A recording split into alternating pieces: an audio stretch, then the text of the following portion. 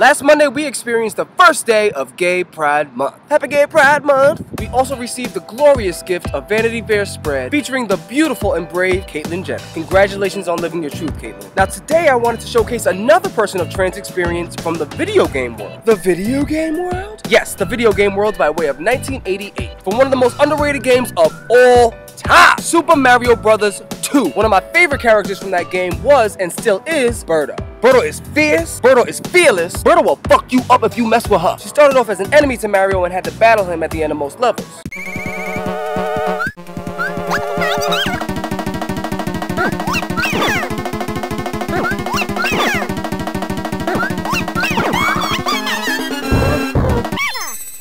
But after Super Mario Bros. 2, she only appeared sporadically throughout the franchise. And within those appearances, she evolved into being Mario's ally, as well as dating his famous companion Yoshi. But that's not the only evolution or transition that Birdo went through. Super Mario Bros. History would suggest that Birdo is of transgender experience.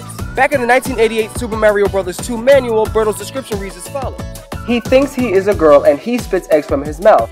He'd rather be called Birdetta. But how can Birdo be a boy? Boys can't be pink. Boys don't wear bows in their hair. Boys don't have eyelashes. Ah! Nintendo proves you wrong. To further the speculation, we see that in Mario and Luigi Superstar Saga, the character Popple pauses before referring to Birdo as a dame. He may be confused about Birdo's gender. Later in that same game, Birdo states, "Don't call me Birdo, call me Birdie." And to further the speculation even more, we look to the Japanese inventors of Nintendo. In this Japanese commercial, Birdo is clearly being played by a flamboyant man, almost as if Birdo is a drag queen. Hi, 私カタリンよ。スーパーマリオ USA で敵キャラを演じてるの。おーっと。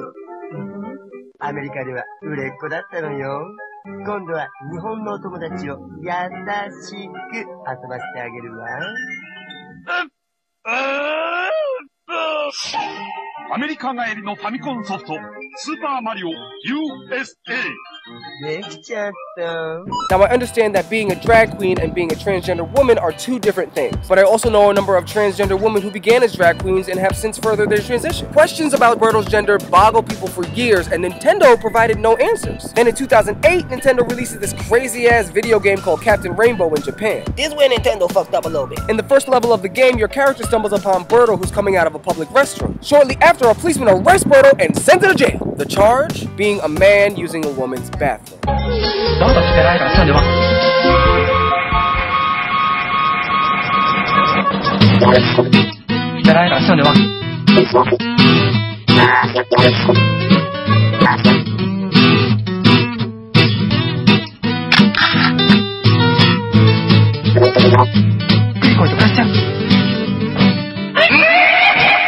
At this point, your character's mission is to free Birdo.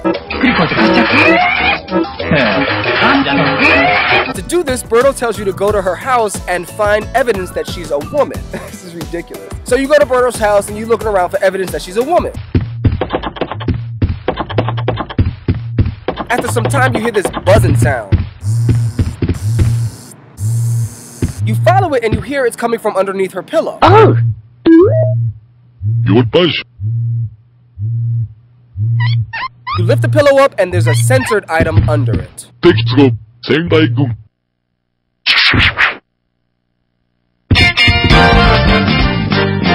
the item that will prove once and for all that Birdo is a woman. It's a dildo. Because we all know the only way to tell if somebody's a woman is if they have a dildo under their pillow. So you bring this mystery item back to the police officer and he lets Birdo go.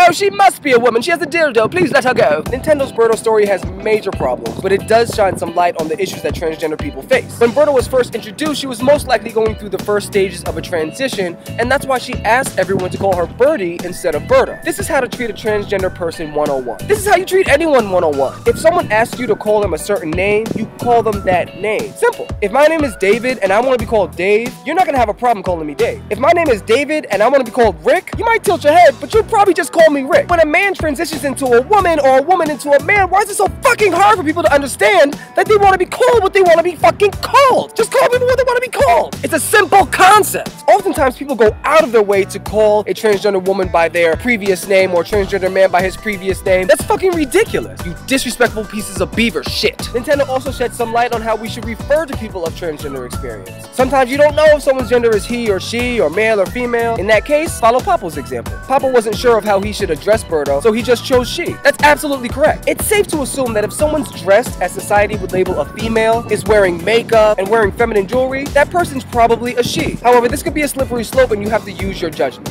The best thing to do if you're the least bit unsure is use no gender at all. Just call the person by their name, refer to them to other people as their name, or use they. They're going to the store. They're wearing a nice hat. They're driving a car over my foot. It's as simple as that, and it's what Nintendo has been doing since 1988 with Birdo's character. In all other Nintendo character profiles, gender is used, but in Birdo's, it is not. Birdo is referred to as her name. Now, if you really want to be progressive, you can check out some gender-neutral pronouns like Z and Zer. Although recklessly done, Captain Rainbow does shed some light on issues that transgender people face when going to the public restroom. It calls for the solution of non-gendered public restrooms, or single stalls, or people taking a shit and minding their fucking business. Why does it matter if I have a dick or a pussy if I'm taking a shit? Apparently it matters to a lot of people. So now we have sites like refugerestrooms.com and other apps like that help people of transgender experience find LGBT-friendly restrooms, find restrooms that have single stalls, find restrooms where they be comfortable. Birdo should be celebrated as a pioneer and the first transgender character in video game history. I want to know who the bold artist is that created Birdo. You go, they! She's a trailblazer, just like Sylvia Rivera, Marsha P. Johnson, Christine Jorgensen, Carlette A. Brown, Tracy Africa, Amanda Simpson, Laverne Cox, Janet Mock, and tens of thousands of people that are living their amazing truth in a world that fears honesty, in a world that fears anything outside of its happy, ignorant box.